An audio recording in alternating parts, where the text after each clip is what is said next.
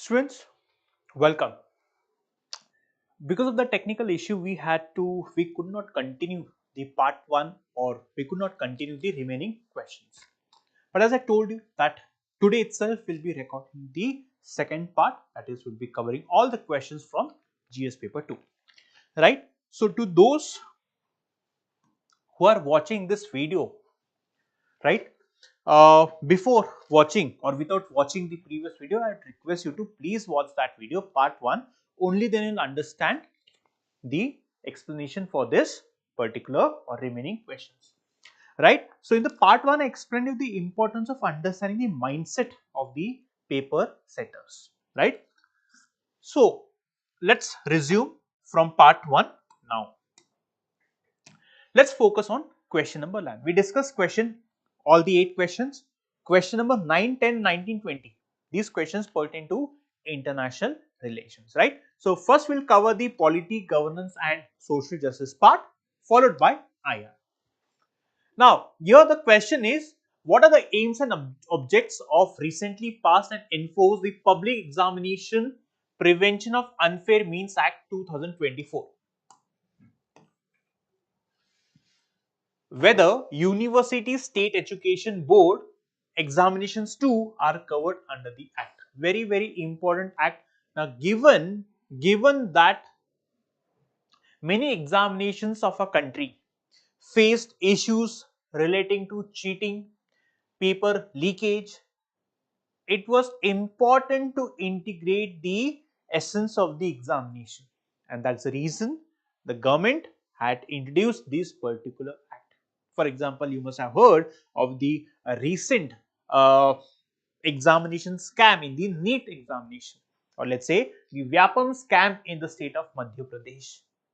So we all know that the Indian examinations or the integrity of Indian examination has lost its sheen because of various malpractices, because of corruption, because of exam cheating.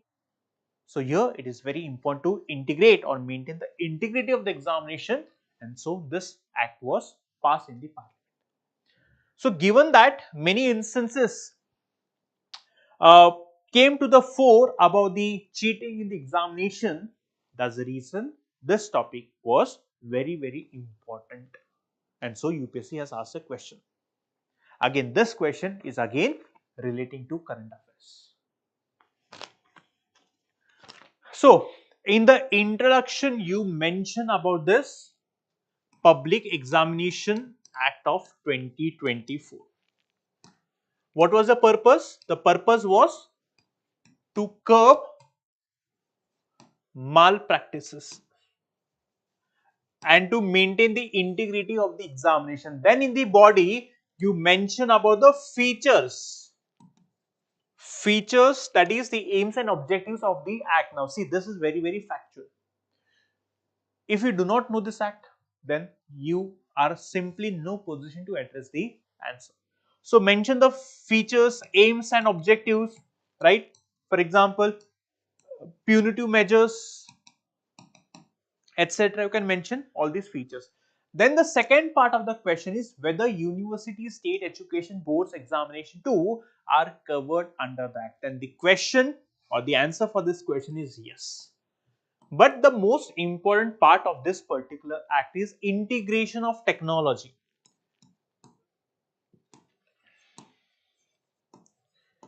Integration of technology, that is using technology, the government is trying to prevent the malpractices in the examination system, right? And then a certain data 20% increase in mass cheating incidents over 5 years highlights the need for this act. So this data is very important, right? Then example is very important. If you do not mention example, again it becomes a problem, so or you lose mark. The NEET examination, the NEET scam, or for that matter the Madhya Pradesh Vyapam scam, or for that matter in the state of Uttar Pradesh, I think the paper was leaked a day or let's say a few days prior to the examination. So you can mention such examples to boost the quality of your answer, right? So this is about the 11th question. Very simple question. Next, right to privacy is intrinsic to life and personal liberty and is inherently protected under Article 21 of the Constitution. Explain. In this reference, discuss the law relating to DNA testing of a child in the womb to establish its paternity. If you read the question, it might complicate you, but the question is not as difficult as it looks like, right? So, right to privacy is intrinsic to life and personal liberty and is inherently protected under Article 21 of the Constitution. Explain. First, you have to explain. So, there are two parts of the question, first and the second part. This is the second part. Why? Because this is related to or linked to this part. So, in the introduction, you have to start by mentioning very important Puttaswamy judgment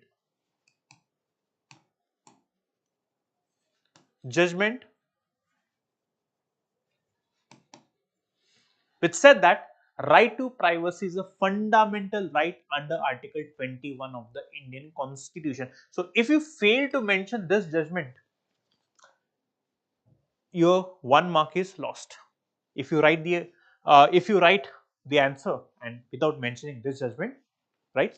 So, this is not going to give a good impression. So, very important to mention this Puttaswamy judgment. At the same time, in the second part of the introduction, you have to mention about the second part of the question, that how this DNA testing of child or DNA testing of child, or for that matter mother, would violate the privacy right.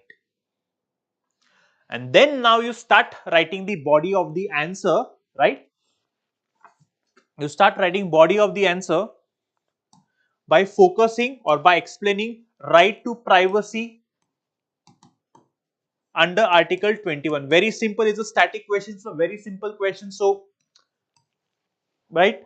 And then in the second part, you mention about the DNA testing.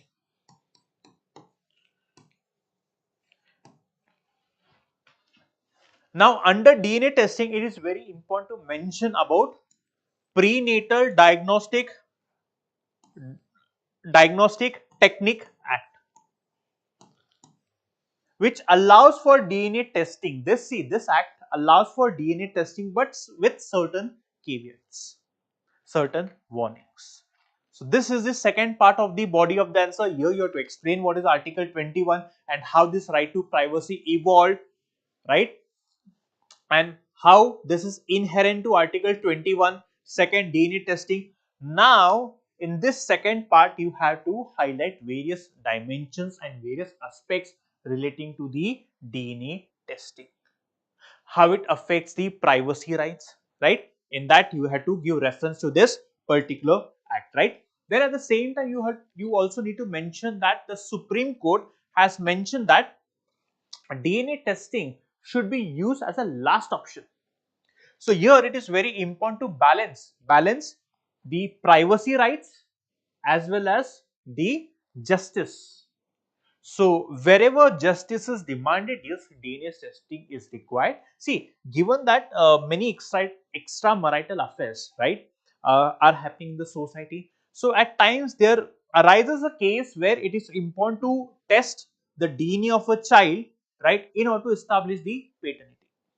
So, there are many such cases, or the modern society, because of the modern society, new issues have come up which has actually forced the authorities to come up with the act, or for that matter, which forces the DNA testing to establish paternity, right? So, this is the second question, second aspect.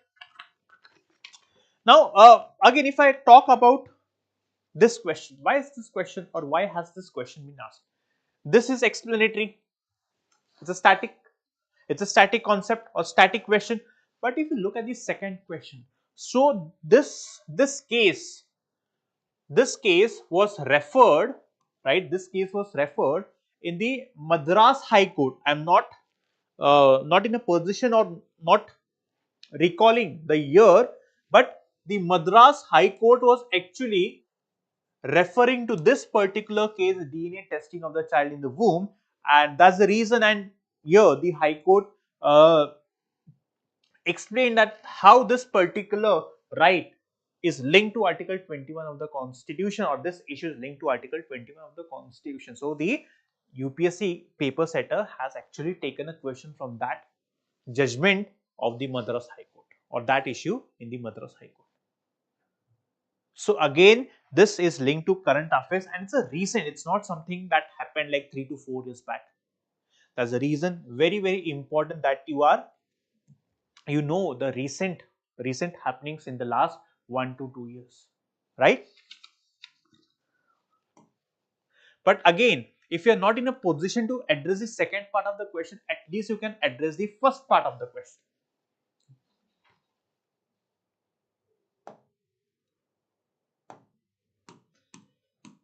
Next question, what changes has the union government recently introduced in the domain of the center-state relations? Suggest measures to be adopted to build the trust between the center and the states for strengthening federalism. Again, we discussed one of the question where the central government is trying to be more and more powerful, which means here somehow the changes introduced by the central government is affecting the powers of the states. So again, I would rate this question very simple. So in the introduction, you can start by explaining or mentioning the center-state relations, right? So in the introduction, you can start by highlighting the center-state relations and how they are foundation to India's federal structure. Right. So center-state relations are foundation to India's federal structure, and how the recent changes introduced by the central government is affecting the center-state relations. Then in the body, you mention which are these steps introduced by the government of India, steps taken by government of India which is altering the federalism. For example, you can start with GST, then the All India Service Rules, which has given more control of the central government over the AIS officers, All India Service Officers. Then the use of governor, intervention of governor. These are some of the examples that you can mention in order to prove that how the central government or the changes introduced by the central government is affecting the center-state relations, right? Then again, it's very then suggest measures to be adopted to build the trust. Now, when it comes to center-state relations, right? If you forget to mention Sarkaria Commission or Punchi Commission, then it will be a blunder, big time blunder. So avoid making such blunders and make sure that you mention certain recommendations of the Sarkaria and Punchi Commission. Also, it is very important to mention this solution interstate council.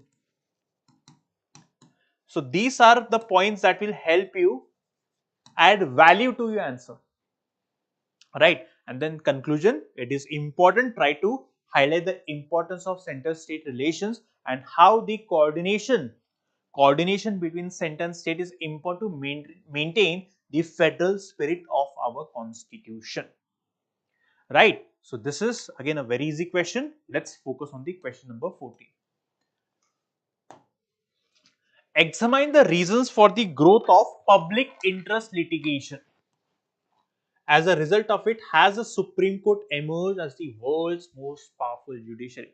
The first question is relatively very easy.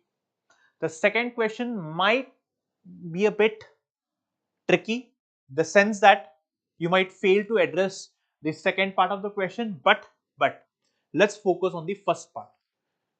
First and foremost, you need to mention about public interest litigation, right? So public interest litigation, now this has actually, right, transformed India's legal landscape,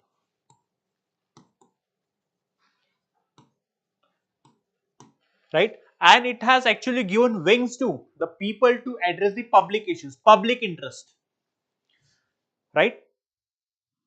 Now in the introduction, the PIL that we have in our country is a result of the hard work of PN Bhagwati Justice, PN Bhagwati and VR Krishna Iyer. it's very, very important that you mention these names. So again, these mentioning of these names will add value to your answer. Very, very important. Then in the body, first part, what is the first part?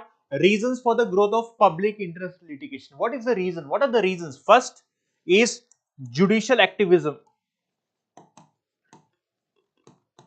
For example, the judiciary intervening, right, to frame policies, to make policies. For example, the way judiciary intervened in the Arunachal Pradesh political crisis. Then the second is, now these are the key terms that you need to use. Expanded locus standard, which means earlier only the affected party could file a PIL, but now I can file a PIL on behalf of, let's say, a poor person, right?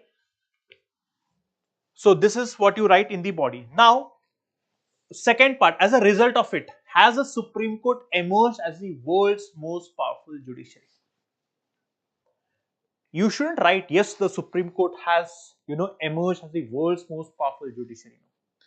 You can highlight that how the Supreme Court's or rise of role of Supreme Court, rise of role of Supreme Court. For example, Vishaka guidelines, which means now the Supreme Court is also framing the policies which the government should frame. Here the Supreme Court is framing the policies, right? Then you can also mention about how the scope of fundamental right is being expanded by the Supreme Court. For example, Article 21, which talks about right to life and personal liberty, also includes right to privacy, right to shelter, right to clean water, clean air, right? At the same time, here the judiciary, if the judiciary finds that the law made by the parliament is unconstitutional, then the Supreme Court has a right to nullify, straight away cancel the law made by the parliament.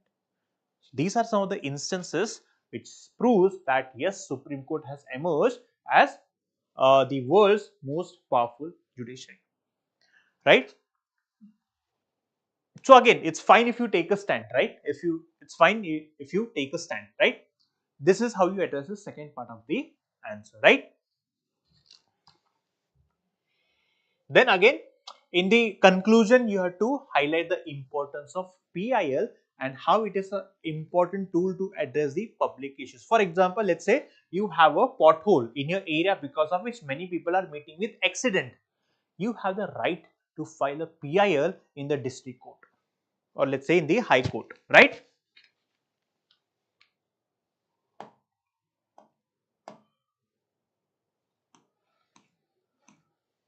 Next, discuss India as a secular state and compare with the secular principles of the US Constitution. Now here you just need to understand the difference between secular state, right? For example, you can start by mentioning what is a secular state and how the Indian concept is different from the Western concept.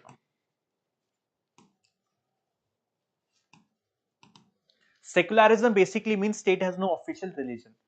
The Indian concept, right? The state intervenes in order to make sure that the redundancies or let's say the provisions which are unconstitutional, the state can intervene and declare it unconstitutional. In the US Constitution or the Western Constitution, Western secularism, there is a rigid separation between state and the religion. Then in the body, you can compare how the Indian secular state is different from the US Constitution secular state. For example, few examples. Now, in India, we have minority rights. For example, Article 20, 25 to 29 and 25 to 28, 29, 30. It grants special rights to the minorities. There is no concept in the US. For example, in the Indian state, we can give certain examples. For example, the Indian state intervened in the triple talaq case, in the Sabrimala case, right? So here you can say that Indian state has intervened and made sure all the unequal provisions existing in the every religion's personal law were erased, or for that matter declared unconstitutional. Right? Then again, talking about the US Constitution, the First Amendment Act introduced secularism in the US Constitution. In the Indian state, secular word, right, was added through the 44th Constitution Amendment Act, right, which means secular word was not what existing in the preamble, right, which means there's no explicit mentioning of the word secular. It was implicit. We made it explicit only in the year 1976. So these are the points that you can mention in this particular answer. So again, not a very difficult question, but yes, relatively, you can say that it's a mixed bag of a bit sort of tricky as well as easy question, right? So this is question number 15.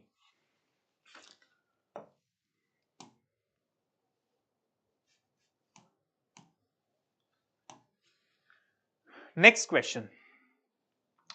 The Citizens Charter has been a landmark initiative in ensuring citizen-centric administration, but it is yet to reach its full potential.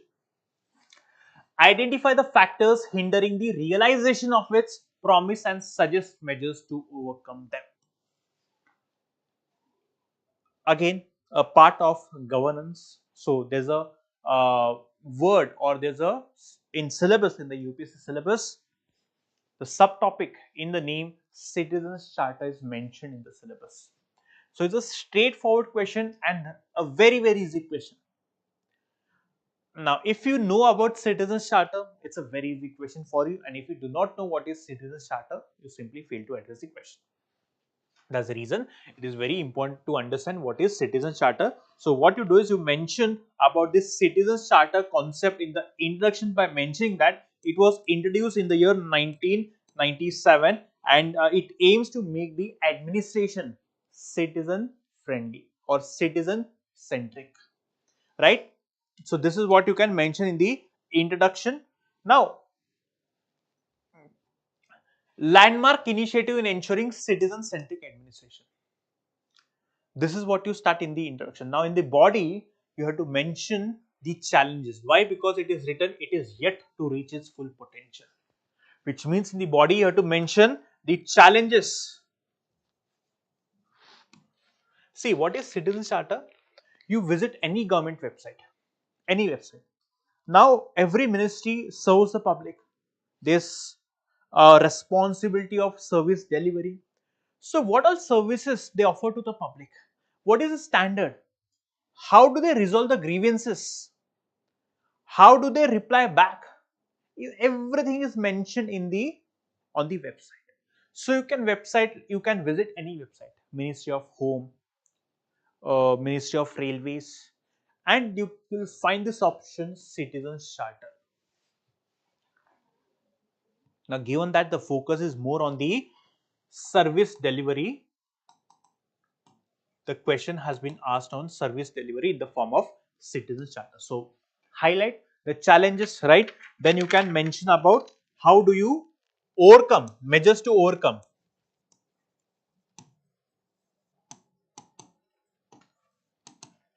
So these are the two dimensions that you have to mention in the body, challenges and the measures to overcome, and then conclusion, again highlighting the importance of Citizens Charter. Simple.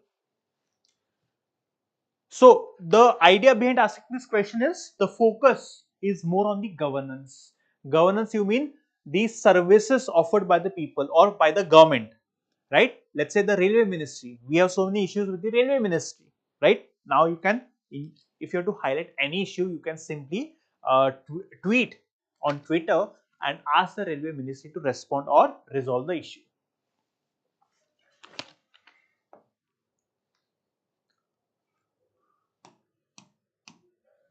Now next question. In a crucial dimension like the public healthcare system, the Indian state should play a vital role to contain the adverse impacts of marketization of the system. Suggest some measures through which state can enhance the reach of public healthcare at the grassroots level. healthcare or health sector is such an important sector, given that many people of our country are facing so many issues, health related issues, and given the commercialization of the healthcare, and this is what we keep, or this is what we keep reading in the newspaper again and again. Often such issues come in the newspaper. It's like you will find articles on healthcare at least twice or thrice in a week talking about commercialization. So it's a expected question. You need to be prepared for such questions. Questions related to health, education, skill development, infrastructure. This question was asked with respect to the healthcare system, right? Given how the private sector were exploiting during the COVID times. For example, you must remember how remdesivir was sold at a very exorbitant rate, right? Somehow the commercialization is affecting the people who cannot afford expensive medicines. This question is addressing that need. So in the introduction, mention about the public health care,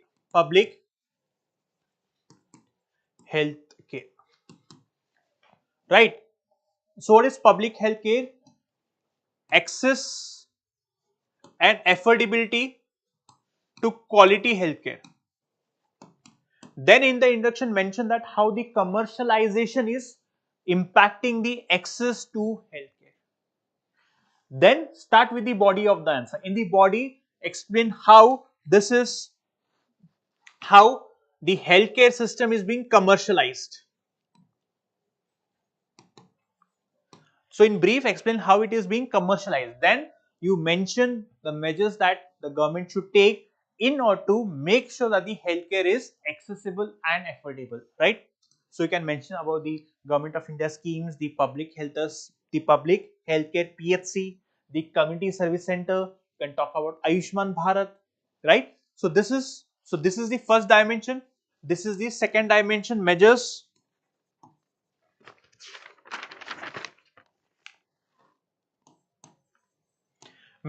government of India should take, right? Then you can also talk about the contribution, right? The spending India does on healthcare, it's like around 2.5 percentage, which should increase it to 3.5 percentage, right? So this is what you need to write in the body of the answer, followed by conclusion, again talking about the importance of public healthcare system and how the government of India intervention, state should play a vital role. Yes, it is very important. State should play a vital role in order to make sure that the people are in a position to afford healthcare, so that the labor productivity, you can connect that with economy. If people fall ill, their contribution will decline. If their contribution will decline, the Indian economy will take a hit. So important to address that dimension.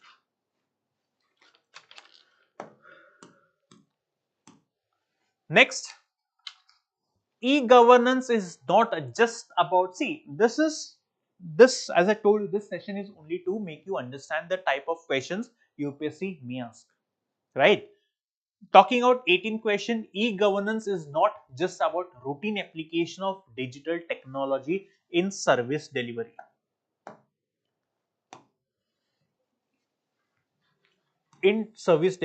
It's much about multifarious interactions for ensuring transparency and accountability. In this context, evaluate the role of interactive service model.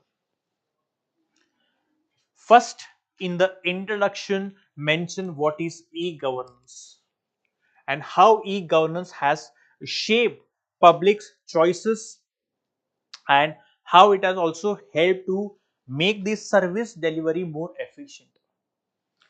However, you can also mention about the certain ills or certain issues associated with e-technology. Now the question is asking, see, the question might seem again tricky, but it's not as tricky. Why? Because the governance, e-governance is not just about routine application of digital technology. For example, we use DigiYatra at the airports or DigiLocker. Yes, e-governance is used to enhance the services offered by the government institutions to the public. But it is not only about using digital technology, which means first you have to prove this part in brief, but the focus has to be more on how e-governance will facilitate transparency and accountability. This is very, very important. Transparency and accountability. Right. So, and then in this context, you have to explain what is interactive service model. Interactive service model is a model through which the people can interact with the service providers. So, interactive service model, right? So, it enhances citizen engagement and participation. For example, my government, this website allows or it takes the opinions of public or people when it comes to framing a policy. Very, very important that you mention such examples. Then again we have transparency, how it benefits transparency and accountability. For example, there's real-time tracking of grievances, right? For example, you lodge a complaint and then this complaint is tracked on real-time basis. Again, for example, you can mention about RTI, right to information, which allows you to seek information from the government. Then you can also mention about collaborative governance. Here you can mention about Umang application or Umang website which integrates the services between the business, people and the government. So this is interactive interaction when it comes to service delivery, public redressal, grievances mechanism, right, and the time duration. So this is the second part that you need to address, and again in the conclusion you have to end the answer by highlighting how e-governance can be used or can be utilized to make the lives of people better, efficient, easy, thereby ensuring that we are living in the digital world and ensuring that the e-services or e-technology use is transparent and accountable, which means people should not misuse the technology. This is what you can address in the conclusion, right? So, we are done with the questions from polity, governance and international relations, right friends? So from this session, what I want you to understand is the type of questions UPSC may frame. So what we discuss is that UPSC, whenever UPSC is asking a question, there is a reason behind asking that question. That issue might be in the news, might be in the recent past, and that's the reason it is very important for you to stay updated with current affairs. Because even a static question asked has a touch of current affairs. So the purpose behind this session was not to help you understand what all you need to write in the answers, because that will be a part of quality enrichment program that you usually attend after clearing the prelims. The purpose is to understand. My purpose of taking this session was to help you understand the type of question UPSC asked or had asked in the 2024 examination, which I feel I have addressed that part, and those who watch the part 1 and part 2 will be in a position to understand how or on what basis the UPSC had asked these 18 questions, 16 questions from polity, governance and social justice.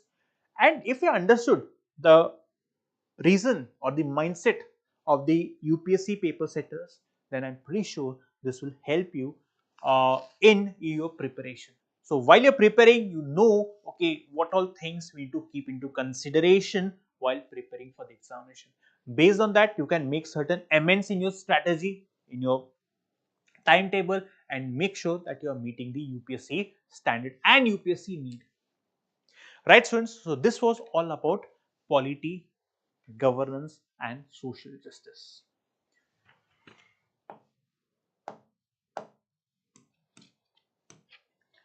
Students, Now we are going to discuss questions from international relations.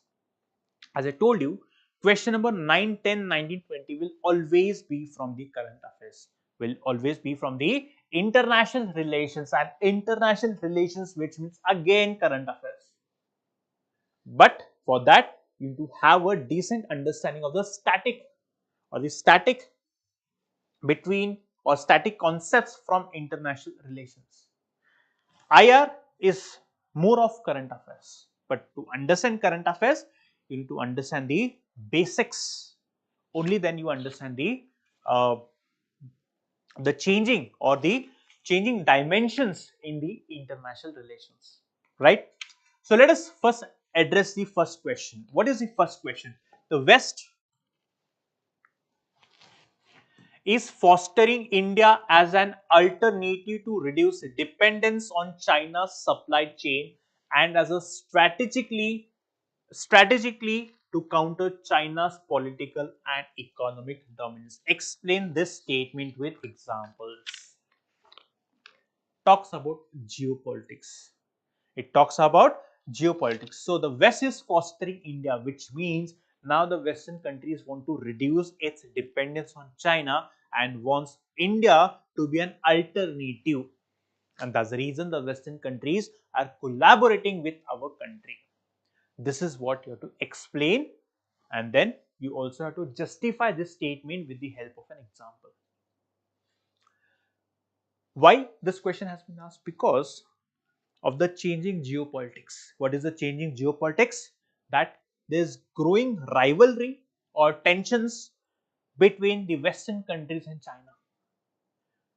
The Western countries do not want, especially the United States, do not want that China should replace their numero uno position, that is the first position.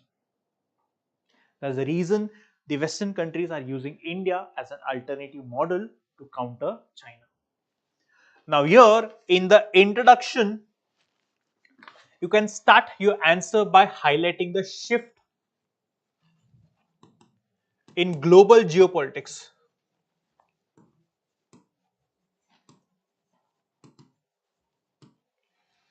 Shift in global geopolitics, that is, the focus of the world has transferred or moved from the Pacific Ocean, Atlantic Pacific to Indo-Pacific.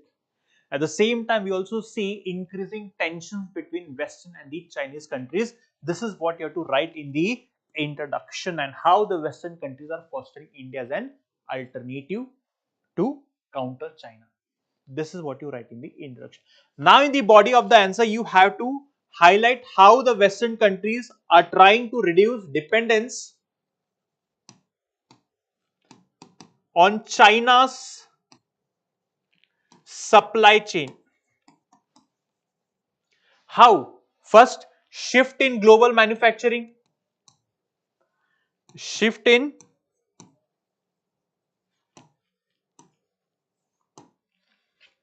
For example, the Western countries want their companies to move from China to India. Example mention about Apple, right? Then you can mention about semiconductors.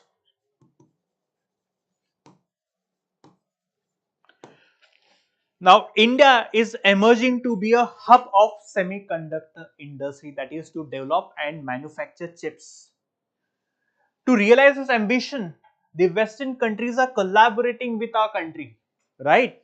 That is, they are helping India or making India a semiconductor hub. That is, again, this is another example of reducing dependence on the Chinese supply chain. And third, trade and economic cooperation. Now, there's a growing trade and economic cooperation between India and the Western countries. For example, India-USA trade and economic relationship is at an all-time high. Now, there are also talks about the India-EU free trade agreement. So, this is one part of the answer, right? Now, the second part is about how the Western countries are posing India as an alternative to counter Chinese dominance. That is, strategic partnership to counter China.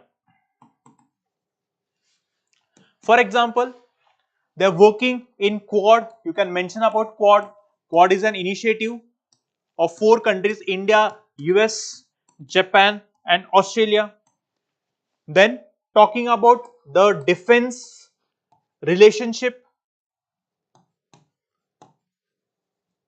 you can mention about how the defense relationship between India and the Western countries is growing. For example, India and USA have signed 4 agreements, defense related agreements, and USA has categorized India as a major defense ally. So you can mention about Limoa, Comcasa,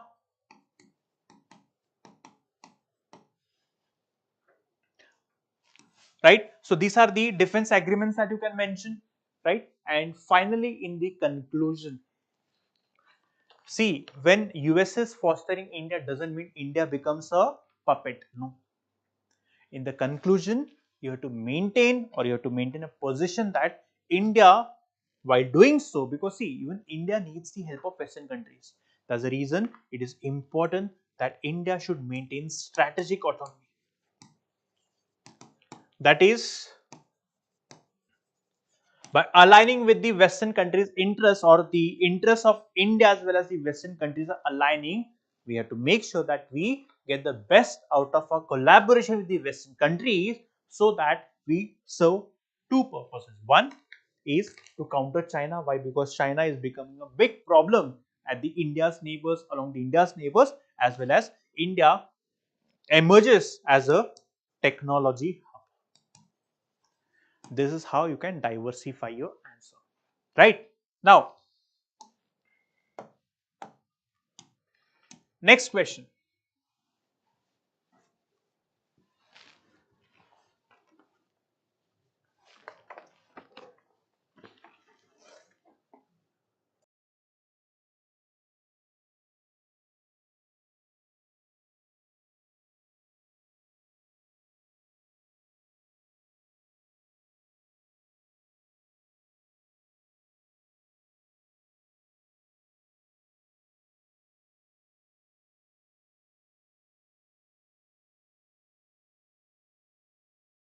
Now, next question is, critically analyze India's evolving diplomatic, economic, and strategic relationship with the Central Asian republics, highlighting their increasing significance in regional and global geopolitics.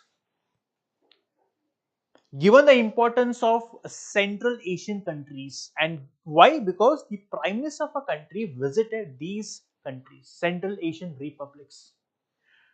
That's the reason a question has been asked. See, again, the questions that are being asked has a current affairs touch. They're not asking any random questions. The convergence between Indian interests and the Western interests is at an all-time high. So, question was asked. This importance of these Central Asian republics. A question could also have been asked on India and Africa, but there are selected, or you can only ask 4 questions in the GS2 paper. There's a bandwidth within which you might frame questions. You have to frame questions, right? That's the reason the question is asked on Central Asian republics. In the introduction, mention about these Central Asian republics. Which are these countries? Kazakhstan, Kyrgyzstan, Tajikistan, Turkmenistan, Uzbekistan. And how these Central Asian republics, or these countries, have emerged and have become India's major players. Right? Then in the body of the answer, you have to mention about the diplomatic, economic, and strategic relationship. First part of the body, diplomatic and economic and strategic relations. For example, when it comes to strategic relations, right? Now, the Central Asian republics, they help to connect with the West. So if you look at the location of these Central Asian republics, these countries, they help you connect to the West, or let's say, in order to connect to in order to connect with Russia. These Central Asian republics provide a platform, or using these countries we can connect with Russia. Talking about, you can also mention about economic Tapi pipeline, Turkmenistan, Afghanistan, Pakistan, India pipeline, right? So here, then these countries, or you can also mention the abundance of natural gas in Central Asia. Second part, highlighting their increasing significance in regional and global geopolitics.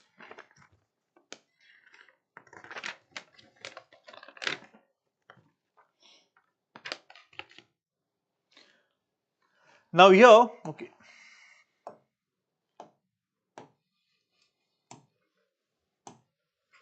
So second part is the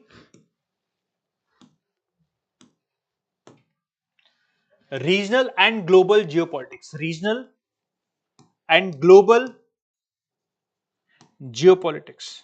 Now here you have to mention about balancing great power influence.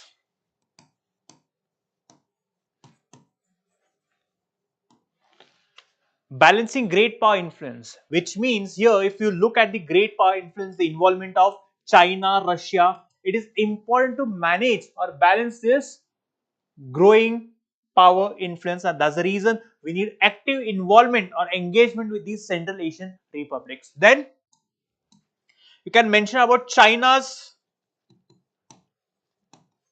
expanding influence. How China is expanding in the region beyond Asia, especially China has active presence in Central Asian republics, and how the Central Asian republics, or how India can engage with Central Asian republics to pose a counter to China's growing heft in the region. Then you can also talk about the military cooperation. For example, exercise Khanjar with Kyrgyzstan. So this is how you mention these dimensions under the second part, increasing significance in regional and global geopolitics, right? And then in the conclusion, again you can highlight the importance of Central Asian republics. So again, given the importance of Central Asian republics in India's foreign policy, the question has been asked, right? Why? Because as I told you, the Prime Minister visited these countries in these Central Asian republics, and so it was all out in the open that these regions or these countries are very important, have become important in India's foreign policy, and that's the reason there is more engagement with these countries. So these were 10 marker question number 9 and question number 10.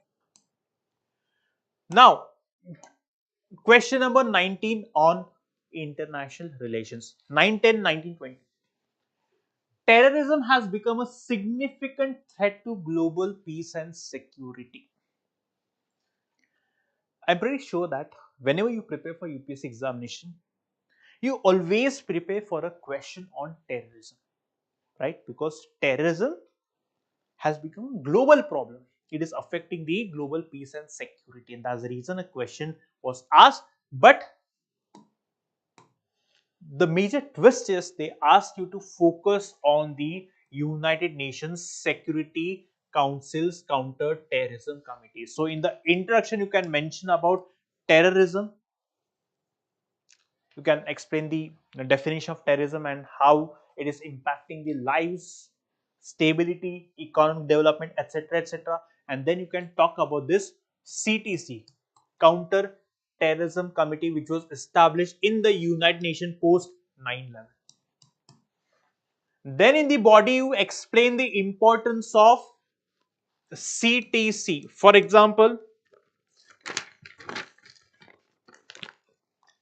how it coordinates global efforts, how it coordinates global efforts. Then how it helps the countries, other vulnerable countries in capacity building so that they can tackle the menace of terrorism far more effectively.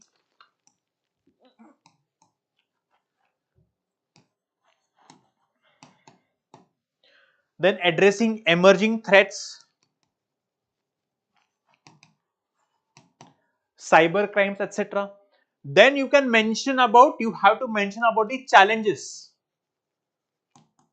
Challenges like lack of enforcement mechanism, they can only take decisions but they cannot enforce it. Then because of the geopolitical rivalry, USA, Russia, USA, China, right? Here, to add value to your answer, you can mention about this Global Terrorism Index 2022, which highlighted that over 6,701 deaths from terrorism highlight the ongoing threat because of terrorism. Then again, in the conclusion, you can mention about how it is important for global coordination to eradicate the menace of terrorism.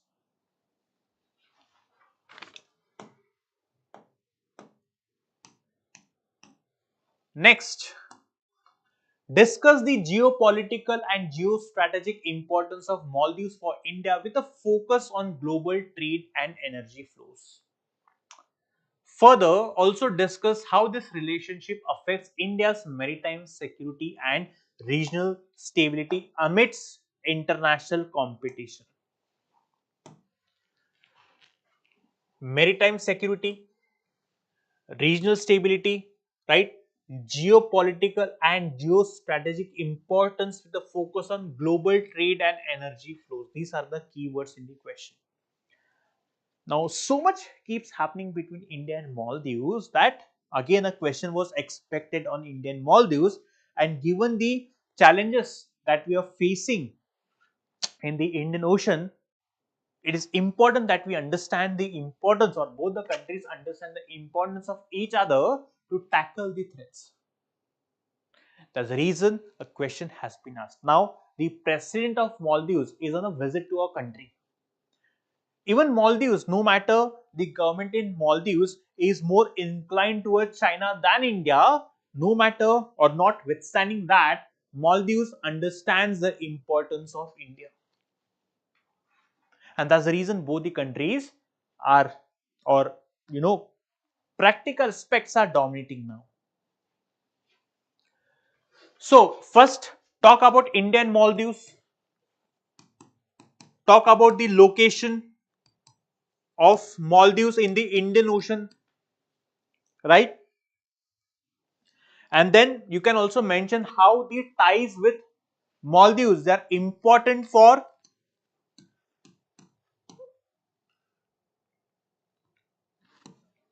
regional stability and maritime security. So how these strategic ties with Maldives are important for regional and maritime security. This is what you write in the introduction. Then in the body, you have to mention about the geopolitical and geostrategic importance, but with a focus on global trade and energy flows. This is something very, very important that you have to mention, which means the first part of the body would be geopolitical and geostrategic significance, under which you can mention about the proximity to global trade routes. For example, the location Maldives is located at major trade flows, or 80% of the global trade passes through that region. Then you can talk about energy security. So stability and security in Maldives is important. Why? To secure our energy needs coming from the Middle East. Then third, about countering China's influence. Now again, as we discussed with Central Asian republics, even China has established in Maldives.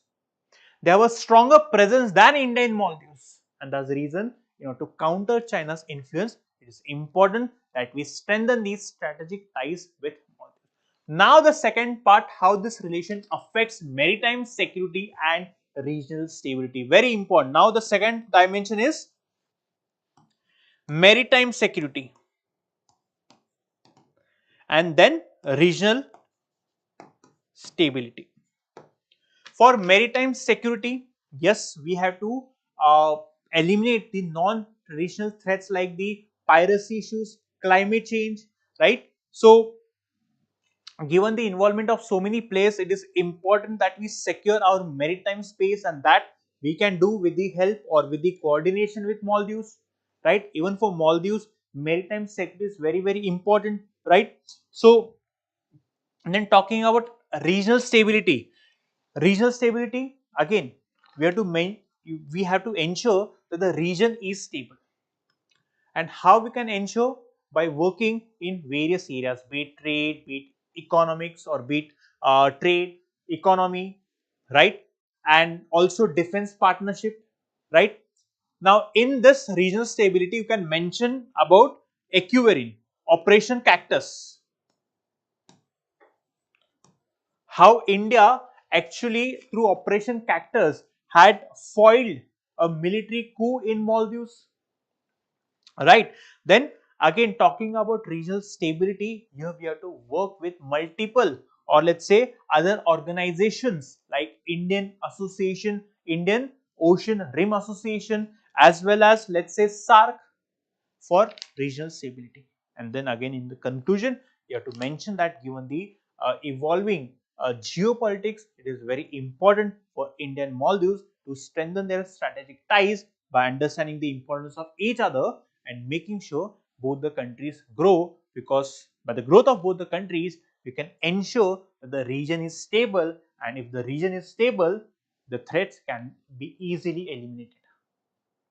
This is how you address. But again, the purpose of this question was the growing collaboration, or the growing importance of India and Maldives to one another, or the growing importance of maritime security or regional stability. So it is very expected that the UPSC, so if you look at the questions from international relations, the questions are always current affairs based. Yes, for that you need to understand about the static, or let's say the basic, right? For example, here you need to understand about the basics of Indian Maldives or the static component, but the questions from IR will always have a current affairs touch.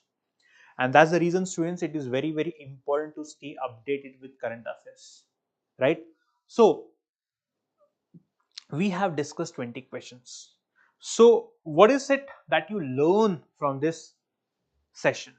One, majority of the questions are current affairs based. Even the static questions are current affairs based, which means while you are preparing, your focus has to be on the way questions are framed in the UPSC examination. For that, it is very, very important that you keep on going through the UPSC papers.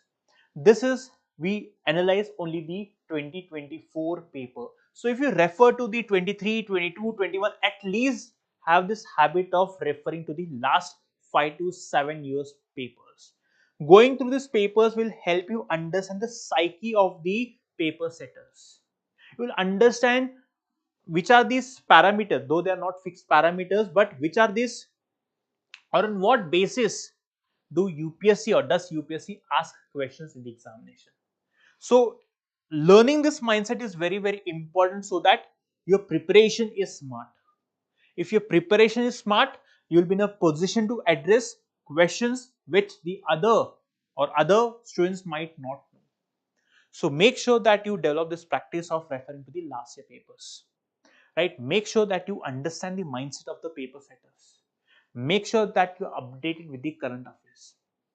So students, I hope you understood the way questions were asked in the 2024 examination, and I hope you understood how you need to prepare for the next year's examination, right? So students, uh, if you really like this initiative, I request you to hit the like, subscribe and share option, right? So I hope you enjoyed watching this session and have learned about or learnt about the way questions are framed in the UPSC examination. Right. On this note, I end this session. Thank you so much for watching.